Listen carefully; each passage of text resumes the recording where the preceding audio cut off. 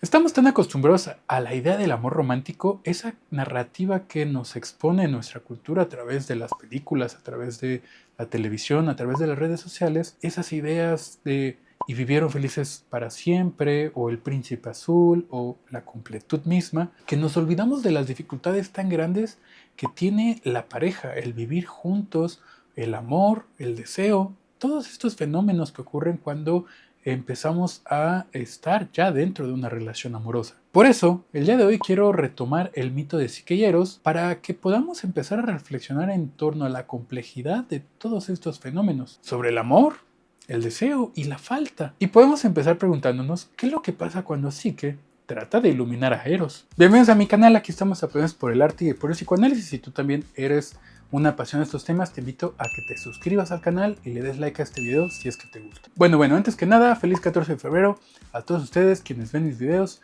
a quienes les comentan sobre todo y a quienes les dan like. Bueno, espero que la pasen muy bien con sus seres queridos y si no tienen con quién pasarla, pues espero que al menos saquen cita, pero con el psicoanalista, para que puedan trabajar con todo aquello que les impide acercarse a una otra persona, acercarse a sus propios deseos. Pues vamos directamente al mito de Psique y Eros, o de Psique y Amore, como lo quieran llamar, Cupido, ¿no? Este ser mitológico que todos conocemos por sus flechas con quien enamora a las personas. Este relato tiene varios siglos, bastantes siglos de vigencia, ya que lo escribe Apuleyo, un escritor importante romano del siglo II después de Cristo. Bueno, esto lo escribe en su libro El Asno de Oro, que es uno de sus libros más importantes, y se dice que el original era griego. Psique es la menor hija de un rey. Es tan hermosa que los dioses dejan de adorar a Afrodita para adorarla a ella, y esto hace enfurecer a Afrodita. La diosa Hera, herida en su narcisismo, manda a Cupido a que la flechara y la enamore del ser más vil que pueda existir en la tierra. Algo así parecido a tu ex. Pero bueno,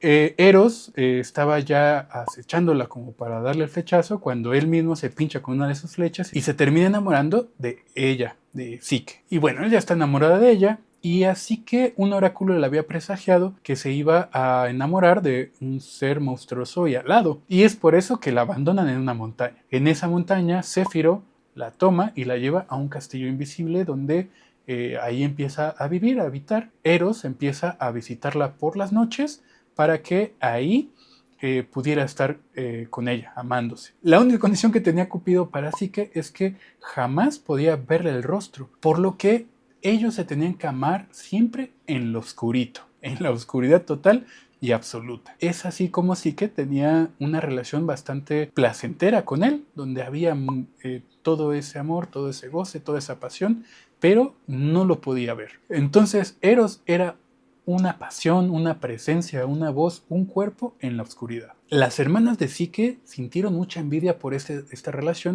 y convencieron o angustiaron a Psique para que lo alumbrara, para que vieran quién era, porque pensaban que era un monstruo, que era una serpiente, que la iba a terminar devorando. Entonces, Psique le gana su angustia y en esta angustia prepara una lámpara y una daga. Así cuando alumbrara a Eros y viera que era un monstruo, lo podría matar, lo podría, pues sí, defenderse y agredirlo. Y cuando Psique enciende la lámpara y la acerca al rostro de Eros, se da cuenta que era un ser hermoso.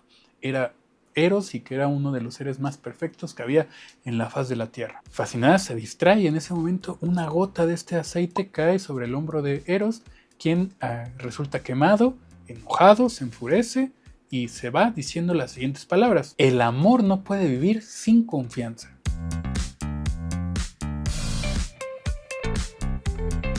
Bueno, como pueden ver, esta historia ya es bastante buena para que ustedes puedan sacar sus propias reflexiones. Si ya sacaron sus propias reflexiones, coméntanlas, me encantará escuchar qué opinan de este mito tan importante en el mundo del psicoanálisis. Yo lo he escuchado muchas veces en diferentes conferencias, en diferentes congresos, siempre utilizan este mito para hablar del amor. Aunque Lacan en el seminario 8, en la clase 16, va a ir retomando este mito para hablar de otra cosa. No del amor de pareja, no de la relación de una persona con otra, de manera directa una relación amorosa, sino de la relación del alma y el deseo. Y esto ya va a ser una diferencia bastante notable que aparte es bastante brillante. Y por si no fuera suficiente la historia de Apuleyo, que ya es bastante buena, retoma con esta otra pintura de un pintor manierista que se llama Jacopo Zucchi, o Zucchi, no sé cómo se pronuncia esto en italiano, pero es Jacopo Zucchi. Y se llama Sí que sorprende amore. Y bueno, esta pintura es una pintura bastante impresionante porque es el momento justo cuando sí que le está acercando la lámpara a Eros para ver quién es quien anda ahí. Y no es que bueno, a ver, recuperemos la seriedad. Disculpen mi chiste tan malo. Pero bueno, es ese momento impresionante cuando sí que no soporta su no saber y le acerca la lámpara a Eros para ver quién anda ahí. Y en la otra mano tiene la daga. Bueno, ese momento donde le gana la angustia y tiene esta daga para acercarse. Hay un momento que Lacan va a hablar de cómo el florero está tapando los genitales a Eros, ¿no? Como para hablar de la angustia de castración. Y en ese momento de la daga habla de cómo el encuentro con el objeto de amor puede tener cierta agresividad. Al mismo tiempo de hablar de cómo esa forma en cómo trae la daga tiene cierta relación o lo puede vincular con otra historia bíblica que es la de Judith y Holofernes, cuando Judith se acerca con una daga y pues ya saben que le va a degollar la cabeza y esto está representado en un buen de imágenes, inclusive Goya tiene una bastante sangrienta también que está por allá, que es muy buena, de también un pintor renacentista o pintora, no me acuerdo bien, pero se los vamos a poner por acá también. Y cómo hace una comparación entre Psique y Judith, ¿no? Es interesante. De alguna manera Lacan va a ir reflexionando durante toda esta clase 16 acerca de ese preciso momento que para él podría marcar el nacimiento del alma. Nos dice en la página 13 de la versión de Ricardo Rodríguez Ponce, del seminario 8, la transferencia, en la clase 16, lo siguiente. En el momento en que el deseo que la ha colmado se sustrae y huye de ella, es desde ese momento que comienzan las aventuras de Psique. Es en ese momento en donde pretendemos capturar el ser del otro que el deseo se desvanece. Y es de esa pérdida que nace el alma. Todo el seminario 8 es impresionante. Va reflexionando acerca del amor, retomando el banquete, este diálogo de Platón, donde todos estos personajes importantes del mundo griego se reúnen para hablar del amor. Y es de ahí, de sus propias reflexiones de Lacan, surgen conceptos bien importantes de todas sus reflexiones, como el amante, el erastes y el erómenos, que es el amado. El amante es aquel que vive la falta, su posición es de búsqueda activa por el otro que lo complementaría.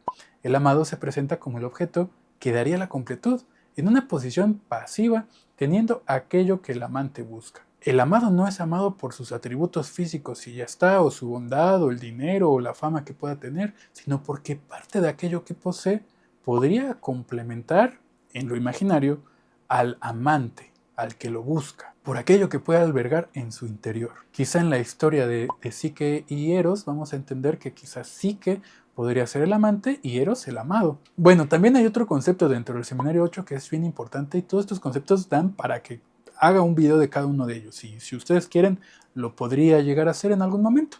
Por lo pronto solo los quiero mencionar para tenerlos presente. Y este otro concepto es el agalma, que tendrá su relación con el objeto A o el objeto petit a como causa del deseo. Y también lo saca del banquete cuando Alcibiades habla de Sócrates. Es como una pequeña joya que brilla dentro de un envoltorio rústico e insignificante. Pero atentos, el agalma es lo que nos enamora, pero también es lo que nos engaña. Nos hace creer que el otro tiene la respuesta a nuestra existencia. Ahora, algo de lo importante de todo esto, y ya tratando de complementar todo lo que he hablado el día de hoy, es la metáfora del amor o la sustitución. Lacan dice que el amor se da cuando se da una sustitución subjetiva ahí, cuando el que era el amado, Erómenos, de pronto se convierte en el amante, en el erastes, porque él también empieza a desear revelando su propia falta. En la actualidad pensamos en esta búsqueda de pareja como que todos estamos buscando ese amado que nos va a complementar. A partir de que lo tenemos, vamos a estar saciados y que lo va a hacer todo y entonces estamos buscando una persona que sea ideal, de esta manera vaya a cumplir todos nuestros caprichos o alguna parte de la sociedad así está viendo el fenómeno del amor, como si esa persona fuera un Dios que no tiene falta, cuando quizá podríamos empezar a pensar que el amor no va a funcionar precisamente así.